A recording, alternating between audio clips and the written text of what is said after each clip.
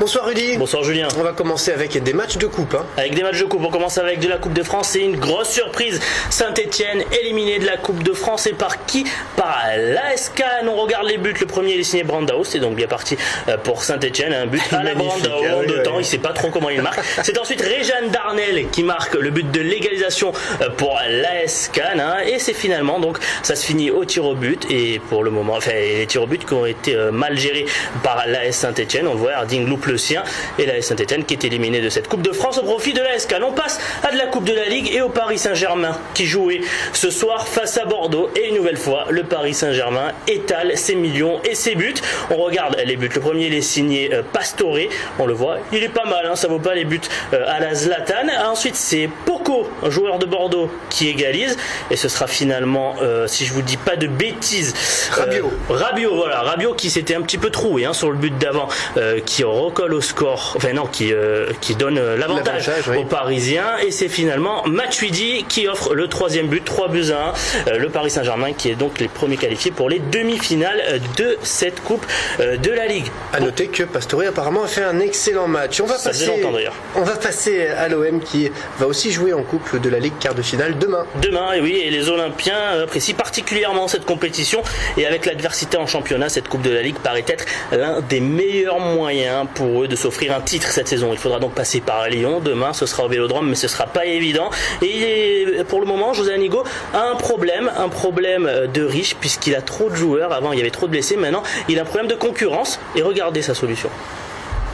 À faire la circulation, on va régler ça. Mais après, c'est un état d'esprit. Tout Mathieu, il n'est pas prêt non plus. Il n'est pas prêt physiquement pour tenir un match entier, donc il y a des possibilités pour tout le monde. Et puis c'est bien quand tout le monde est à 100% et qu'il y a une concurrence. C'est toujours emmerdant pour un entraîneur, mais en même temps, je préfère cette situation que celle quand j'ai pris l'équipe où je manquais de monde, où je manquais de joueurs importants, majeurs. Et voilà, quand André Ayew reviendra, j'aurai encore un problème supplémentaire. Mais il faudra le gérer, et puis c'est ça le boulot. Ah oui, on dira plus Olympique de Marseille bientôt, mais Olympique d'Hollywood. Et oui, c'est le nouveau projet de la ville, mettre en place un boulevard des Olympiens, un peu à la manière du Walk of Fame à Hollywood. Les empreintes des légendes du club seront immortalisées sur le bitume. Nous avons contacté l'un d'entre eux, Pascal Olmeta, champion d'Europe et gardien de but de légende du club. Il nous donne quelques pistes sur les noms qui pourraient figurer sur les dalles aux abords du stade Vélodrome. Francescoli, Papin, Waddle, Cantona, un peu ceux qui ont écrit l'histoire. Je pense qu'il ne faut pas oublier. Moi, en plus, personnellement, je suis le seul Corse à avoir gagné la Champions League. Voilà, que ça soit fait à Marseille, c'est la ville des Corses et je serai le plus heureux. C'est ce qui me reste à l'image qui m'est fort, mais c'est surtout pour mon petit, pour mes enfants. Voilà. Une page de l'histoire est écrite et puis elle est inscrite dans la ville de Marseille, il n'y a rien de plus beau. C'est super, c'est comme ça, il n'y a pas besoin d'aller aux États-Unis pour voir un boulevard. On aura les anciens de l'OM sur le boulevard de Marseille.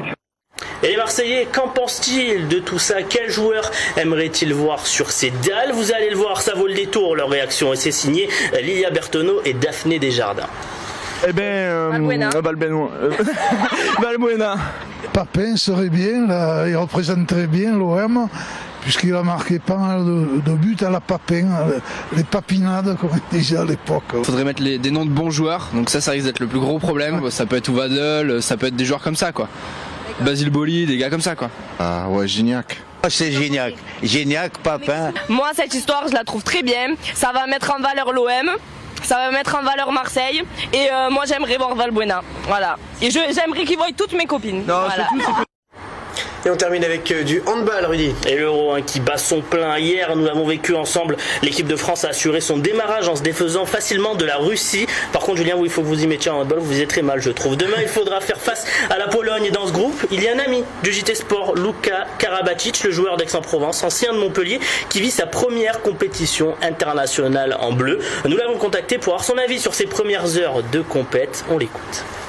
On a fait une bonne entrée en matière. On s'était mis quand même un peu de pression parce qu'on savait que c'était un match très important, un match d'ouverture comme ça où voilà, on a une équipe qui a quand même pas mal changé. On s'est pas mis comme objectif de remporter ce Euro parce que je pense qu'il y a des équipes qui sont peut-être un peu plus en place que nous au jour d'aujourd'hui. Tous les matchs sont difficiles dans cet Euro et je pense que la Serbie et la Pologne, ça va être même encore au-dessus de la Russie. Après, on verra. Je suis fier d'être ici et je vais essayer de passer outre le fait que c'est mon premier Euro pour pas être constamment dans la découverte, pour être prêt à faire de bonnes performances. Et donc voilà, moi j'ai envie direct de me concentrer sur ce qui se passe sur le terrain, essayer d'apporter à l'équipe et de pouvoir engranger un maximum de victoires. Merci beaucoup Rudy. Je vous en prie Julien.